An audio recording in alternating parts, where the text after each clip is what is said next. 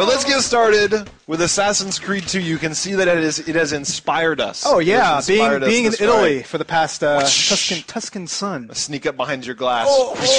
I'm gonna do some free running all over your glass, man.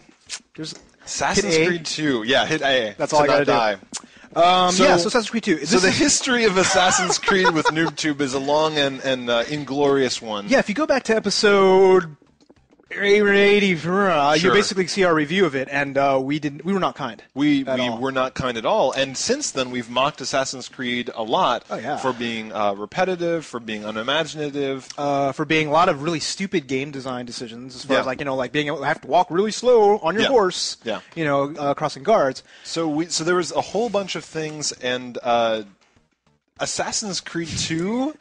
Do you think they listened to us? Do you think they watched the episode and saying like, "Oh, we gotta change"? Totally. I think that NoobToob is completely and utterly responsible for the revamp of Assassin's Creed 2. I think they actually played that episode over and over again on a screen to the 450 employees that made this game, and they're just like, "We have to make Tobin and Yuzo happy." Yes. Absolutely. And you know what they did? They did. They did a really good job. Because, like, our biggest thing was about repetition. Like, you get 4 different things to do. You get to, like, investigate someone, which was a really dumb concept. No. Kill somebody. A few other things, right? But, like, holy shit. Literally, every complaint I had about the first one has been fixed. It is difficult to know where to start because this is one of the biggest games I've ever played in my life. Well, I would like to, just the sheer amount of crap to do. Yes. Right? Because, like, you start out with 4...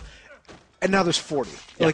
Like something up to the level. There are races that you can do. There are assassination attempts. There are courier missions. Yep. There are going up to finding all the spires. They had that in the last game. Yeah, the spires. There's finding all the treasure in the thing. Finding all the tombs. Yeah, like the assassination missions are excellent. Like the little side, the tombs. That's a whole thing to talk about. Yeah, so basically, there, they've built this world that is huge and engrossing and wonderful impressive. and beautiful, and then you actually are entertained all the time. Mm-hmm. So, let's start at some points of it. So, you start out. You're this assassin. You're part of the assassins that are fighting the Templars back in the 15th century. It's kind of the story from before. You're Desmond Miles. Like that was a big thing. You're Desmond Miles, and now it's really dumb. If you watch the whole thing, it's just like a standard Hollywood movie. It's like now you fear for your life. Now you fear for theirs. It's just all this BS, right? But you know what's awesome? What?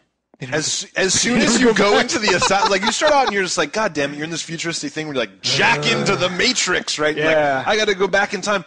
Once you go back to the 15th century, you never go back into the future world. Wasn't that one of our complaints? Because we were saying okay, I kind of like being this Altair guy, hang around. You get yanked back and you got to go talk to this woman. And you're just like, this is dumb. And you're wandering around some generic sci-fi bullshit. Yeah. And in this one, it's like they'll give you voiceovers. They're like, oh, there's a glyph over on this building. You should go find it. There's a tomb over here. You should investigate it. Here's the history of this building or this artwork. Yeah. But you never get yanked back out of the game. Yeah, and they do a really good job, too, because it's like when they say, okay, here's the glyph. Okay, now they're going to have this little kind of hazy thing. Here's all the secret stuff you get a video. But, like, remember how we were talking about like Ratchet & Clank and some of these other games where they, like, say, well, you get a new weapon, you have this big video. Yeah. I feel like they do that with some of the very small elements, right? It's just like, you meet some guy. Let's show his whole history, right?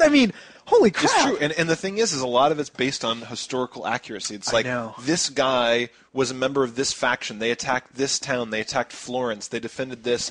And it's like you can actually. My wife was joking about it. She's like, "Wow, I like that. Like the only way that they're ever going to teach you about Renaissance art is you're sitting there collecting it in fucking Assassin's Creed. You're killing people for money. Yeah. Buying it so that you can make more money in your town later. Yeah, we got. I was like, hey, I got the Mona Lisa. Woo! Yeah, and it's just like you actually buy the pieces of art. It tells you about them, and then they increase your town's value. And they make puzzles out of it too. They're like, okay, here are these 4 Renaissance paintings. What's the commonality? You're like, I don't really care, but it's just like, oh, that's so and so, or that's so. It's just like, it's almost weird because they're gonna, like your wife said, like they're gonna trick you to learn all of this Renaissance history. It's just like, this is a warning. They should put a warning, like warning, education. Inside. Yeah, it's one of those things like, hey, you taught me something. Stop it. I was just wanting to kill people. Fortunately, you can't actually apply any of the knowledge. No, really, unless it's all useless. You're trying to impress an Italian. You can tell, I've traveled in Europe a bit, and you can tell that the game designers probably got to go and wander around a lot because there's just this feel where before I would kind of feel like, all right, I got to go do these bullshit, several missions over and over again, and it just kind of felt very trapped. I was like, oh, I'm doing a couple limited things. This one, I shit you not, I just wander. Yeah. I've been like wandering the streets. I'm like, oh, I'm gonna go buy a new weapon. Oh, I'm gonna like kill that pickpocketer. Oh, I'm gonna go over and then find a new vantage point. Yep. You know, it's just like look for feathers, look for more glyphs. I mean, again, like it just goes back to seriously, I think they almost put too much stuff. Really? Well, for me, because like I have a bit of an OCD complex when it comes to some of these things, right? Where I'm like, feather, glyph. Yeah. And I'm like, I'm supposed to be going out killing somebody, right? And I'm like, I'm just wandering around. I look at my map. Oh my God, there's 5 hidden treasures near me, and I clear out the entire area. But that's great. So, like, I mean, it's just like, you know, unless you're in a hurry to finish the game, you know, it's just like... It's weird. Well, I mean, it is good because it gives me the flexibility. It's like, I want to advance the story, I want to fuck around. I want to advance the story, I want to read all of my little database entries about the various pieces of architecture in Italy.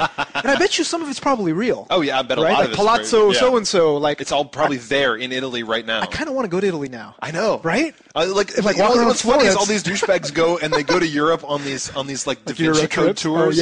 Where they're like, I read the Da Vinci Code and I know the Templars over here. It's like, if you went on an Assassin's Creed tour of Italy, that would be the funniest shit. Dude, I got a pickpocket over here. I jumped from the top of that into that fucking pile of hay. Hey, Toby, let's go see if there's a glyph over here. That would be so... Dude, we should, like, make a business. Let's do a cruise. We'll do a NoobToob cruise to go see the sites of Assassin's Creed in Italy. We'll make this happen. We just need a few donations to make that happen. Just a couple more. That's all we need. But, so, I didn't ever feel that there was too much. I actually was getting gleeful. Like, I'm getting to the point where it's just like, you know, like you sit down to play for a couple hours a day.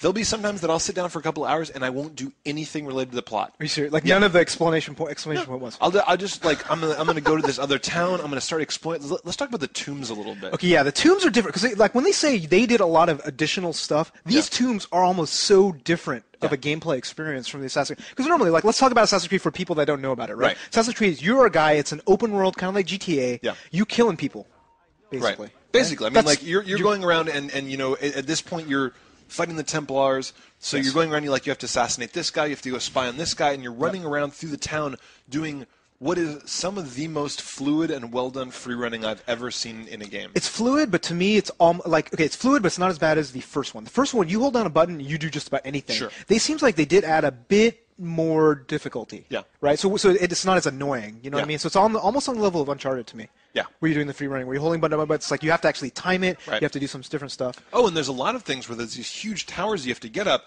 and you have to actually find the path around them. I mean, like, it's not just... Well, dude, the buildings are the hard one. Yeah. There's that one in the middle with a big dome, and I'm like... Yeah. How the fuck do I get to the top of that? You're crawling it for 10 minutes, and sometimes I'll turn the camera and look down over the city, and I'll get like a little bit of sweat in my palms. I'm like, whoo, because I can't help myself. Like I'll be in a situation like that where I will picture myself doing what he's doing. Mm-hmm. Like I can't help it. So I'm climbing the building, I look down, and I'm just like, You know, one thing when I was playing this game, one thing that kept on coming back to me is just like I had the same sort of feelings when I was playing Crackdown.